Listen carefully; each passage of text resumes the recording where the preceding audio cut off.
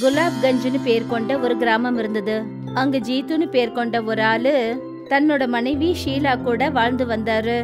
ஜீத்து அந்த கிராமத்துல பாயாச வியாபாரம் பண்ணி தன்னோட வாழ்க்கையை நடத்திட்டு வந்தாரு. ஜீத்துவோட கடைக்கு நேர் எதிர ரவியும் பாயாசம் வித்துக்கிட்டு இருந்தாரு. பாயாசம் வாங்குங்க, நல்ல சுவையான பாயாசம் வாங்குங்க. சாப்பிட்டீங்கன்னா உங்க மனசு ரொம்பவே சந்தோஷப்படும்.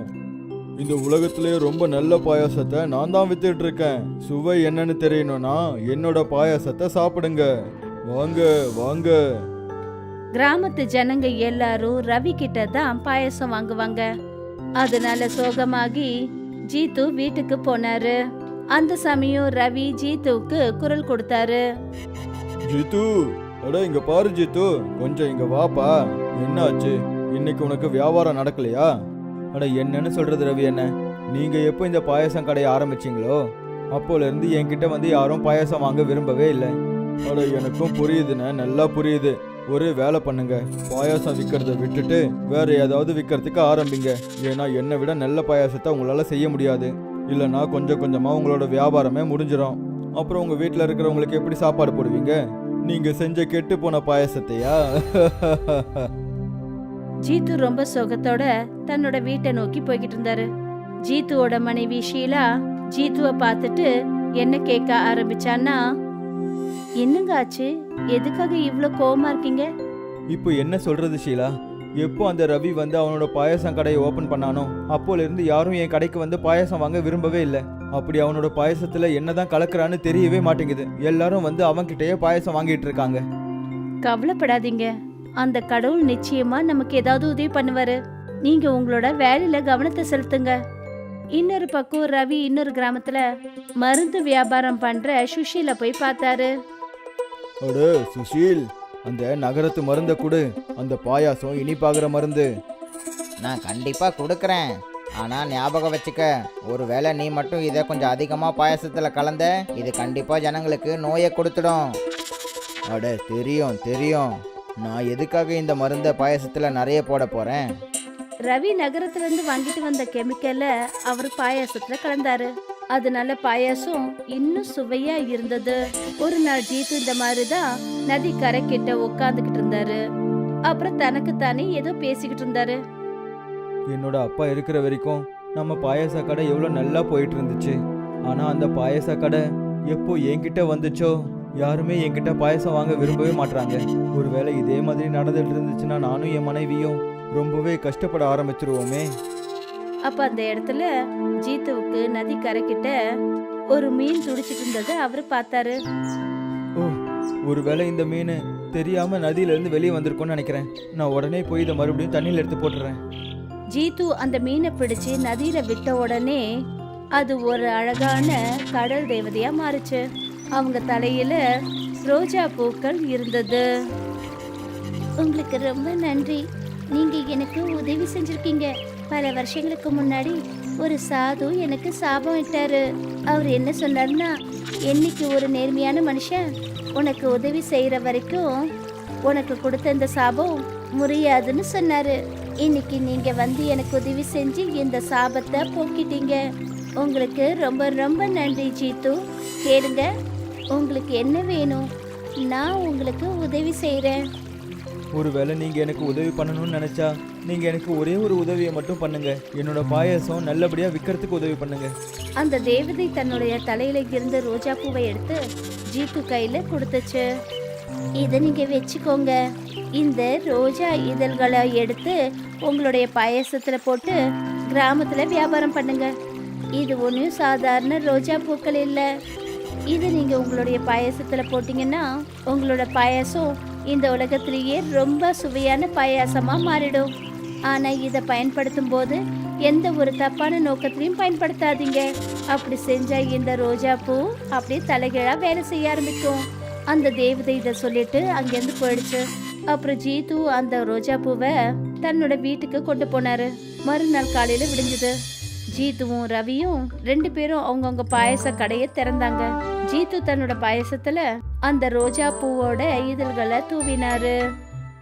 இனிப்பான பாயாசம் இங்கதான் இருக்கு. மாயமான ரோஜா பூ பாயாசம் இருக்கு. சுவையால உங்க மனசை சந்தோஷப்படுத்தும். ரோஜா பூ பாயாசம் எல்லாருக்குமானது. வாங்க வாங்க ரோஜா பூ பாயாசம் சாப்பிடுங்க. இது எந்த மாதிரியான பாயாசம் அண்ணே? இதுக்கு முன்னாடி கேள்விப்பட்டதே இல்லையே. ரோஜா பூ பாயாசமா? இதை நான் முன்னாடி கேள்விப்பட்டதே இல்லையே. சரி வா போய் சாப்பிட்டு பார்க்கலாம். 2 பேரும் ஜீத்துவோட கடைக்கு போய் சேர்ந்தாங்க. அடே ஜீத்து, எனக்கு கொஞ்சம் இந்த பாயாசம் சாப்பிடக்கூட. இந்த ரோஜா பூ பாயாசத்தை பற்றி எப்பவும் கேள்விப்பட்டது இல்லையே. சரி இப்பவே கொடுக்குறேன். ஜீத்து 2 பேருக்கும் ஒவ்வொரு பிளேட் பாயசம் கொடுத்தாரு. அதை சாப்பிட்டதுமே அவங்களுக்கு ரொம்ப ஆச்சரியமா போயிடுச்சு. அடே, இது ரொம்பவே சுவையான பாயாசமா இருக்கு. இப்படி ஒரு பாயாசத்தை நான் சாப்பிட்டதே இல்லை. நீ பாயாசத்தை பத்தி தான் பேசுற, ஆனா நான் இதுக்கு முன்னாடி இவ்வளோ சுவையான எதையுமே சாப்பிட்டதில்ல. இங்க பாரு, குடு, இன்னும் 2 பிளேட்டு குடு. இன்னைக்கு நாள் முழுக்க நான் பாயாசம் தான் சாப்பிட போறேன். கொடுப்பா, எனக்கும் 2 பிளேட்டு கொடு. ஜீத்து அவங்களுக்கு அந்த ரோஜா பூ பாயசத்தை கொடுத்தாரு. மெல்ல மெல்ல மொத்த கிராமமும் ஜீத்துவோட ரோஜா பூ பாயசத்தை பத்தி பேச ஆரம்பிச்சிட்டாங்க. ரவி இதெல்லாத்தையும் பார்த்துட்டு அடுத்த கிராமத்துல இருக்கிற மருந்து கடைக்கு போய் சுஷில் கிட்ட என்ன சொன்னாருன்னா, அடே சசுரா, நீ என்ன மருந்து தான் கொடுத்துருக்க? அது வேலையே செய்ய மாட்டேங்குது. எல்லாரும் அந்த ஜீத்து கிட்ட தான் போய் பாயசம் சாப்பிட போறாங்க. ஒருவேளை நீ இதை விட ரொம்ப நல்ல மருந்து அவனுக்கு கொடுத்துட்டியா என்ன? அட, என்ன பேசிட்டு இருக்கீங்க அண்ணே? நான் அவனுக்கு எந்த ஒரு மருந்தையும் கொடுக்கவே இல்லை. அப்புறம் அவனோட பாயசத்தை பற்றி எங்கள் கிராமத்துக்கும் தெரிஞ்சிடுச்சு. அவன் அந்த ரோஜா பூ பாயசத்தை எப்படி பண்ணுறான்னு எனக்கு புரியவே மாட்டேங்குது. நான் என்ன கேள்விப்பட்டேன்னா, அவன்கிட்ட ஏதோ மாய பூ இருக்கான். அந்த பூவோட இதழ்களை பறித்து அவன் அவனோட பாயசத்தில் போட்டுடுறானா. ஒருவேளை அப்படி இருந்தால் இந்நேரத்துக்கு அந்த பூவோட இதழ்கள் காலி ஆகிட்டு இருக்குமே. நான் சொல்கிறத முழுசாக கேட்க மாட்டீங்களா? நான் கேள்விப்பட்டது அது ஒரு மாய பூவான். அவன் எப்போலாம் அந்த பூவோட இதழ்களை பறிக்கிறானோ அப்போவே வேற இதழ்கள் அதிலிருந்து வளர்ந்துடுமா. ஒருவேளை அதான் விஷயம்னா அந்த பூ கண்டிப்பாக என்கிட்ட தான் இருக்கணும். சரி சொல்லு, நீ எனக்கு உதவி செய்கிறியா? சரி, உதவி செய்கிறேன். ஆனால் அதுக்கப்புறமா நீ பாயசம் விற்கும்போது அதில் எனக்கும் கண்டிப்பாக பங்கு கொடுக்கணும் என்ன? அட, கண்டிப்பாக கொடுக்குறேன். கொடுக்காம எப்படி? நீ எனக்கு உதவி பண்ணு. நாம் சேர்ந்தே பாயசம் விற்கலாம். அப்புறம் ஜீத்துவை இந்த வியாபாரத்திலேருந்து துரத்தி விட்டுறலாம். ஜீத்து இன்னொரு பக்கம் பாயசத்தை வியாபாரம் பண்ணி பணக்காரரா ஆயிட்டாரு. அவரும் அவருடைய மனைவியும் ரொம்ப சந்தோஷப்பட்டாங்க. அப்புறம் ஒரு நாள் ரவியும் சுஷீலும் 2 பேரும் அவங்க வீட்டு ஜன்னல் கிட்ட நின்னுக்கிட்டு அவங்க பேசுறத கேட்டுட்டு இருந்தாங்க. பாத்தீங்களாங்க, நான் உங்ககிட்ட சொன்னேன்ல, அந்த கடவுள் நிச்சயமா நமக்கு உதவி செய்வாருன்னு. ஆமா, நீ ரொம்ப சரியா சொன்ன. நம்மளோட உதவிக்காக தான் கடவுள் அந்த கடல் கன்னியை என்ன பார்க்க வச்சிருக்காரு. அப்புறம் அவங்க எனக்கு இந்த ரோஜா பூ கொடுத்தாங்க. சரி, இங்க பாரு, இந்த பூவை நீ ரொம்ப ஜாக்கிரதையா சமையல் அறையில இருக்கிற அந்த பெட்டிக்குள்ள வச்சிரு. சரிங்க. சரி, நான் கிளம்புறேன். ஜீத்து தன்னோட கடைக்கு போயிட்டாரு.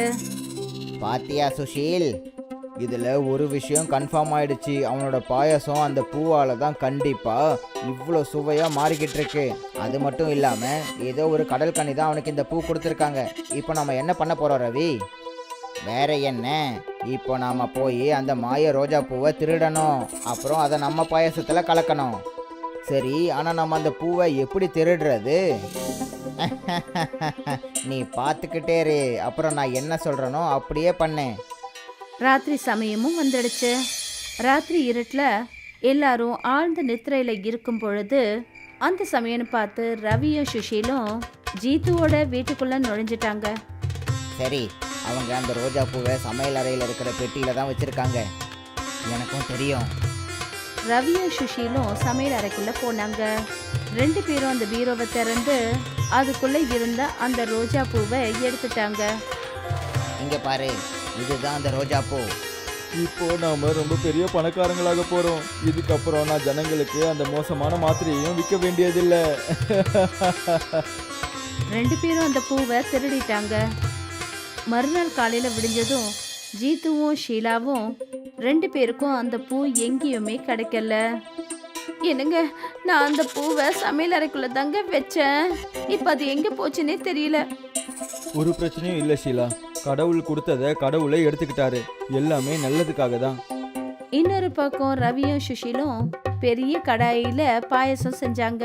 அப்புறம் அதுல அந்த ரோஜா பூ இதழ்களை அவங்க போட்டாங்க. பாயாசத்தை இன்னும் சுவையா செய்யறதுக்காக அவங்க நகரத்து கெமிக்கல்ஸையும் சேர்த்து அந்த பாயாசத்துல போட்டாங்க. அப்புறம் என்னன்னு போஸ்டர் போட்டாங்கன்னா, ரோஜா பாயாசம். அடேங்கப்பா ரவி, நீயும் ரோஜா பூ பாயாசம் விற்க ஆரம்பிச்சிட்டியா? ரொம்பவே நல்ல விஷயம். குடு குடு, எங்க 2 பேருக்கும் ஆளுக்கு ஒரு பிளேட் பாயசம் கொடு. இப்பவே கொடுக்குறேன். இந்த பாயசம் இந்த ஜீத்துவோட பாயசத்தை விட ரொம்பவே சுவையா இருக்கும். ரவி அவங்க 2 பேருக்கும் பாயசம் சாப்பிட்றதுக்கு கொடுத்தாரு. பாயசத்தை சாப்பிட்டதும் 2 பேரோட கோவமும் அந்த 7வது வானத்தையே எட்டிடுச்சு. நான் என்னோட வாழ்க்கையில இவ்வளோ மோசமான பாயாசத்தை சாப்பிட்டதே இல்லை. இனிமே உங்ககிட்ட பாயாசம் வாங்கவே மாட்டேன். உன் பாயாசத்தை நீயே வச்சுக்கோ. இப்படி சொல்லிட்டு 2 கஸ்டமரும் அங்கிருந்து போயிட்டாங்க. ரவியும் சுஷீலும் 2 பேருக்கும் கோவம் வந்துடுச்சு. இந்த பாயாசம் கொஞ்சம் கூட நல்லாவே இல்லை. எல்லாமே அந்த பூவால தான் நடந்துச்சு. ஆமா, எல்லாமே இந்த பூவால தான் நடந்துச்சு. ரவி கோவத்துல அந்த பூவை தூக்கி கீழே எறிஞ்சான். கீழே விழுந்ததுமே அந்த தேவதை அங்க தோன்றினாங்க. நீங்க 2 பேரும் சுயநலக்காரங்க. உங்க சுயநலத்துக்காக இந்த பூவை ஒரு நேர்மையான மனுஷங்கிட்ட இருந்து திருடிட்டீங்க. நான் உங்க 2 பேரையும் சும்மா விட போறதில்ல. நீங்க 2 பேரும் இப்பவே பூனையா மாறிடுங்க. அந்த தேவதை இப்படி சொன்ன உடனே 2 பேரும் பூனைகளா மாறினாங்க. அப்புறம் ஜீத்துவுக்கு அந்த பூ அவருக்கு அவருடைய கடையிலேயே கிடைச்சது.